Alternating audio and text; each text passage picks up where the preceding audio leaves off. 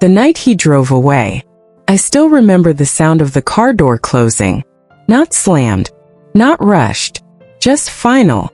That soft, hollow thud echoed louder than my heartbeat. I stood there on the side of that empty road, my purse hanging from my shoulder, my suitcase half-zipped, my mouth still open from the words I never got to finish. Wait, what do you mean you're leaving me here? But my husband, Daniel, didn't answer. The red brake lights glowed for a second longer, then faded into the dark like they were embarrassed to be seen. And just like that, after 17 years of marriage, I was alone, in a town I'd never heard of, with no signal on my phone, and no idea how my life had just collapsed so quietly. 1 hour earlier, we were supposed to be celebrating a weekend getaway, a fresh start, he'd called it. You've been tense lately, Daniel said as we packed the car. This trip will do us good. I wanted to believe him. I ignored how he hadn't looked at me while he spoke. I ignored how his voice sounded rehearsed, like lines he'd practiced alone. The drive stretched on for hours, trees thinning, buildings fading, civilization slowly loosening its grip. I asked where we were going. Somewhere peaceful, he said. When I laughed nervously and asked again, he sighed. Why do you always need control, Emma? That was new. Or maybe it wasn't, and I'd just been refusing to hear it. The place he left me. We pulled into a tiny roadside stop just after sunset. One flickering street light. A closed gas station. A wooden sign that read, "Welcome to Ridgeway. Population 612. My stomach tightened. This doesn't look like a resort, I said, trying to joke. Daniel parked the car, turned off the engine, and then he finally looked at me. Not with anger, not with guilt, but with relief. I can't do this anymore, he said. The words fell between us like something dead. What do what? I whispered. Before we begin, if you enjoy stories that touch the heart and remind us of life's quiet miracles, don't forget to like this video and subscribe. It truly helps our little storytelling family grow. Us. You. This life. He rubbed his face. I just needed to get you somewhere safe before I go. Before I go. Go where? I asked, my voice cracking. Daniel, this isn't funny. He reached into the back seat, pulled out my suitcase and set it on the gravel. You'll figure it out, he said. You always do. I reached for his arm. Daniel, please. If you're angry if I did something, just talk to me. He gently removed my hand, and that gentleness hurt more than cruelty ever could. Then he drove away. The first realization. The silence afterward was unbearable. No cars. No voices. No wind. Just me, and the growing understanding that my husband hadn't snapped. He'd planned this. I checked my phone. No signal. My hands shook as I tried to call anyone.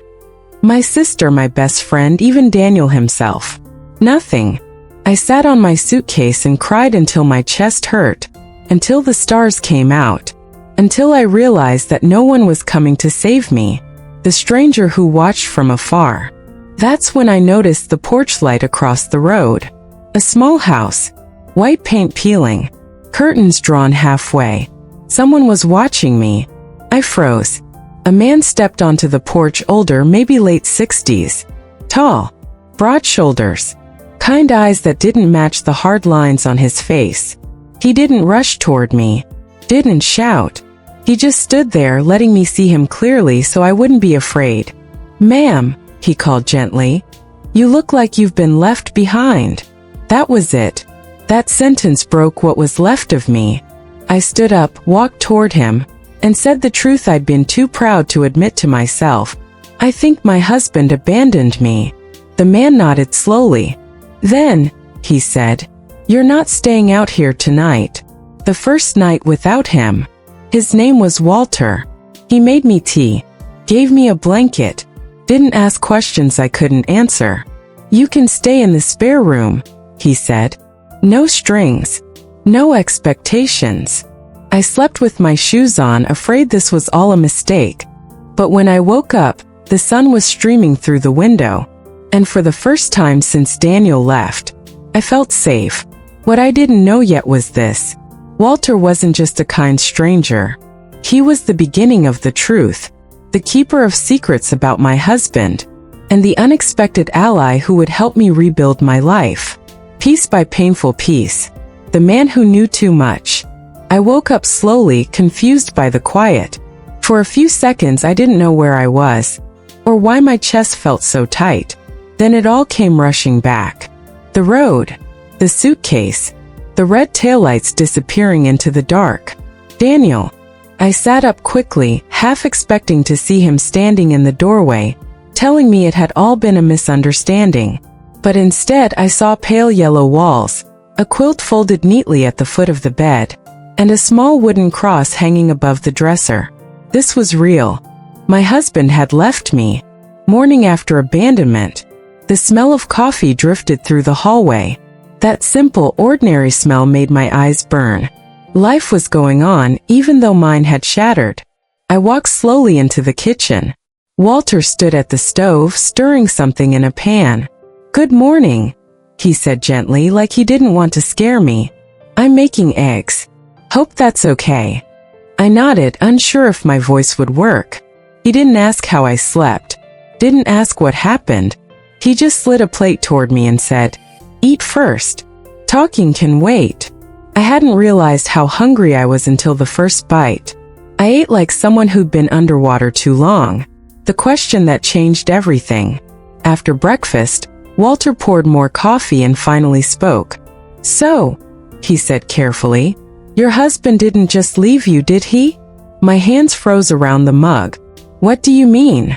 He met my eyes, steady and calm. "Men who leave in anger usually yell. Men who panic leave messes.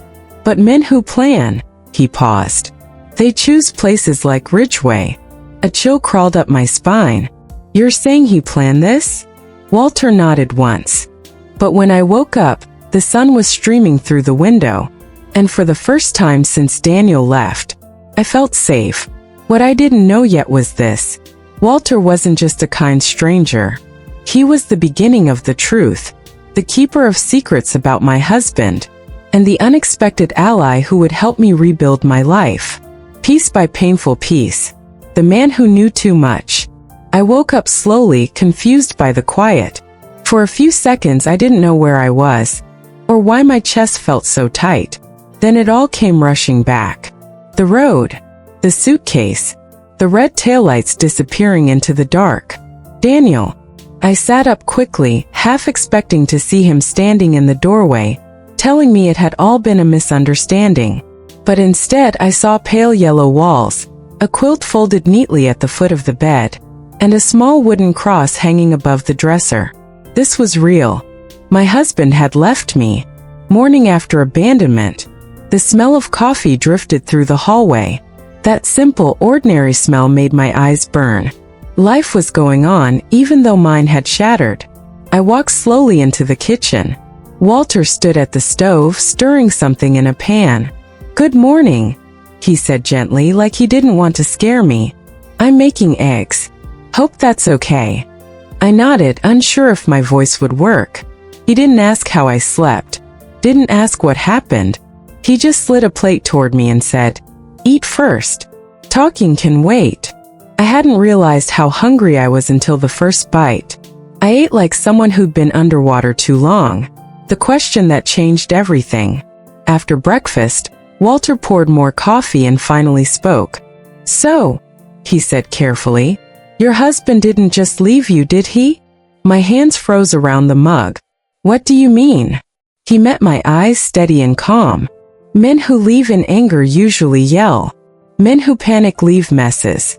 But men who plan," he paused, "they choose places like Ridgeway." A chill crawled up my spine. "You're saying he planned this?" Walter nodded once. "And you're not the first woman to end up here like that." I laughed, sharp and disbelieving. "That's impossible." But something in his face told me he wasn't guessing. Ridgeway's quiet secret. Walter pushed back his chair and stood. "Come with me," he said. "I want to show you something." He led me into a small room at the back of the house. It smelled like dust and old paper. Filing cabinets lined the wall. On a table sat a stack of notebooks. "These belong to my late wife," he said. "She volunteered at the diner for years." He opened one notebook and pointed. Names, dates, descriptions. Woman left at gas station. Husband claimed car trouble. No phone. No money. My stomach dropped. This can't be real. "There have been 5, Walter said quietly. "In the past 10 years. My hands shook. "And you think my husband?" "I think," he interrupted gently, "that your husband knew Ridgeway was the kind of place where people disappear quietly." The weight of the truth. I couldn't breathe. Daniel had kissed my forehead that morning. He had packed snacks for the drive. He had smiled. All of it was an act. "Why?" I whispered. "Why would he do this?" Walter sat across from me. "Some people don't want a divorce," he said. "They want an escape without consequences." The words hit me harder than the abandonment itself. No papers. No explanations. No responsibility. He didn't want to end our marriage. He wanted to erase me, the ally I never expected. I stood abruptly, panic rising. "I have to call the police." Walter nodded. "You should. But," he added, "you should also be prepared." "For what?" "For the fact that he probably already has a story." I stared at him. "What story?" Walter's voice was calm but heavy. "That you insisted on getting out of the car. That you were unstable. That you wanted to stay." My knees nearly gave out. "That's insane." Walter's eyes softened. "No," he said. "It's calculated." The first clue. That afternoon, Walter drove me to the sheriff's office. The deputy listened politely, took notes, asked questions. Then he frowned. "Your husband already called this in," he said. My heart stopped. "He did what?" "Said his wife became agitated during a road trip." The deputy continued. "Claimed she demanded to be dropped off." I looked at Walter. He didn't look surprised. I felt sick. Daniel hadn't just abandoned me. He had framed me. Choice to stay or fight. That night, back at Walter's house, I sat on the bed staring at my phone. Still no messages. No calls. No apologies. I realized something then. If I left Ridgeway quietly, Daniel would win. But if I stayed, if I listened, if I learned, I might finally understand who I'd really been married to. And I wasn't ready to disappear. Not anymore. The woman who never left. I couldn't sleep that night. Every time I closed my eyes, I saw Daniel's face. Not angry, not cruel, just empty. Like I had already stopped existing to him long before he left me on that road. Near midnight, I heard a soft knock on the door. Walter didn't wait for me to answer. He stood in the doorway holding a folded newspaper. "I didn't want to show you this until you were ready," he said quietly. My stomach tightened. Ready for what? "For the truth that Ridgeway doesn't just catch abandoned women," he said. "It keeps them." The old article. He handed me the newspaper. The edges were yellowed, the print faded, but the headline was still clear. "Local woman remains missing after roadside incident." The photo beneath it showed a young woman with tired eyes and a hopeful smile. Her name was Lila Moreno. "This was 8 years ago," Walter said. "She was left near the same gas station." My throat tightened. Did they find her? Walter shook his head. "No body. No trace. Just gone." I felt a cold wave wash over me. "What does this have to do with me?" Walter hesitated. "Because," he said slowly, "your husband asked about her." The question that gave him away. My heart pounded. "When?" 3 weeks ago," Walter replied. "A man stopped by the diner. Said he was passing through. Asked if anyone remembered the woman who caused trouble years back." My skin crawled. Daniel had never mentioned Ridgeway before the trip. Never. "And you're sure it was him?" I asked. Walter nodded. I never forget faces, he said, especially ones that don't match their stories. Walter's secret. We sat in silence for a moment. Then Walter spoke again. Lila was my niece. The room seemed to tilt. She was 26. Married. Quiet. Always apologizing for things that weren't her fault. I swallowed hard. He left her here too? Walter's jaw tightened. Yes. Her husband said she was unstable. Claimed she ran off. I whispered, just like Daniel said about me. Walter looked at me, his eyes wet. That's when I started paying attention. The pattern. Over the years, Walter and his late wife had noticed the same thing. Different men. Different women. Same story. A road trip. A fight. A woman left behind. Always a man who wanted to disappear someone without being accused of doing it. And the police? I asked. Small town, Walter said. Limited resources. Convincing husbands. I wrapped my arms around myself. And Lila. Walter's voice broke. I think she realized too late that no one was coming back for her. The first mistake Daniel made. The next morning my phone buzzed. One message. From Daniel. Are you calm now? That was it. No apology. No concern. No question about my safety. I showed it to Walter. He leaned closer, studying the screen. There, he said. That's it. That's what? The mistake. I frowned. How is this a mistake? He's checking control, Walter explained. Not concern. That tells me he's afraid. Afraid of what? That you didn't vanish. The seed of resistance. For the first time since he left me, I felt something other than fear. I felt anger. Not the loud kind. The quiet, focused kind. What do we do? I asked. Walter met my eyes. We document everything, he said. We tell your story before he tells it for you. And Lila, I whispered. Walter's voice hardened. We don't let you become another footnote. A promise made in the dark. That night I lay awake thinking about Lila, about how easily I could have been her. Left behind. Dismissed. Forgotten. I sent Daniel one message. I'm safe. And I'm not leaving Ridgeway. 3 dots appeared. Then vanished. He didn't reply. But I knew then. He was scared. When the hunter realized I was watching, Daniel called the next morning. Not texted. Not messaged. Called. I stared at my phone until it stopped ringing. Walter watched me from across the kitchen table. He won't leave a voicemail, Walter said. Men like him never do. He was right. The phone went silent. Then it rang again. This time I answered. The voice I barely recognized. Emma, Daniel said, exhaling like he'd been holding his breath. Thank God. I've been worried sick. I almost laughed. Worried about what? I asked calmly. That you do something irrational, he said quickly. This whole thing got out of hand.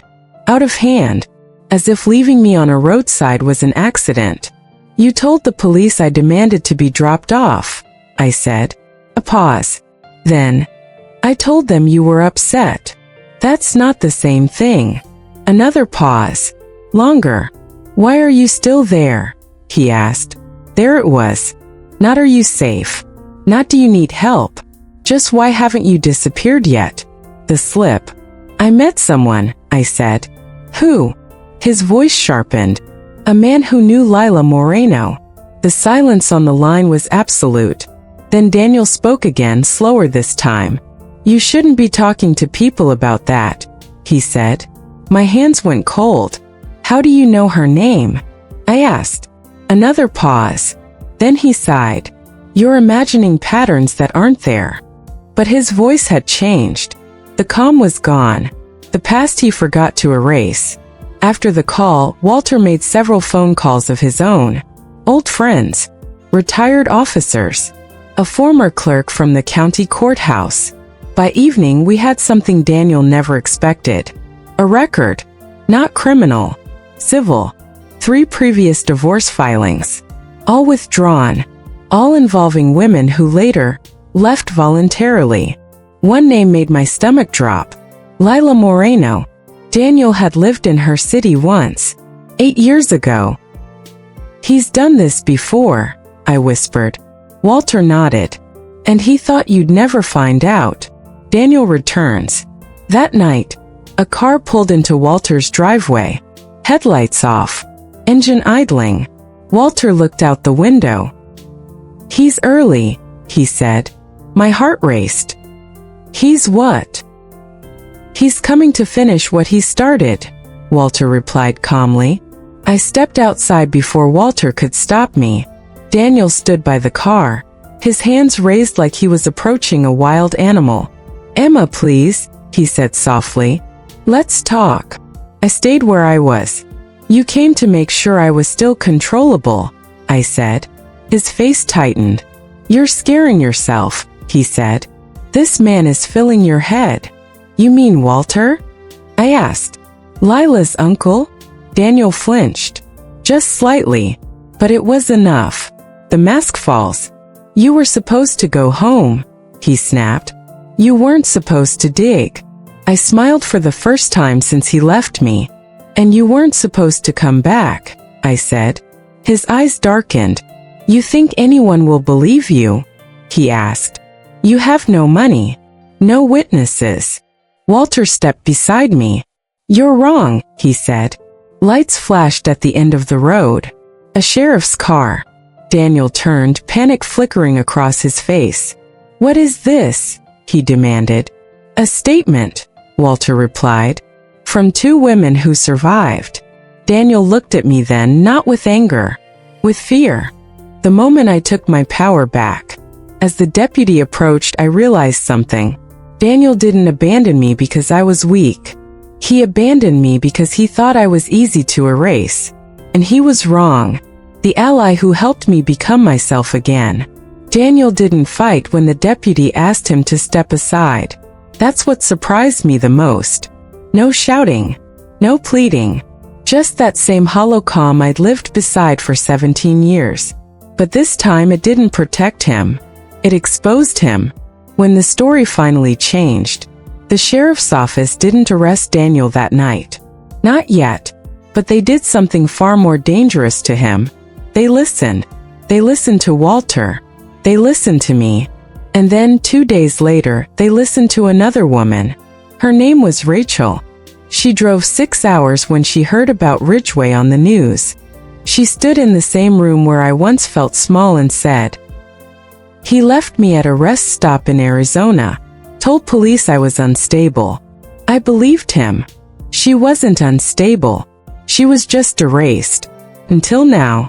What really happened to Lila? A week later, the truth about Lila finally surfaced. She hadn't vanished. She had walked. Miles. Cold. Hungry. Terrified. She collapsed near an old farmhouse 2 towns over. The owners thought she was homeless. She thought no one would believe her. So she changed her name. Started over. When the sheriff contacted her, she cried.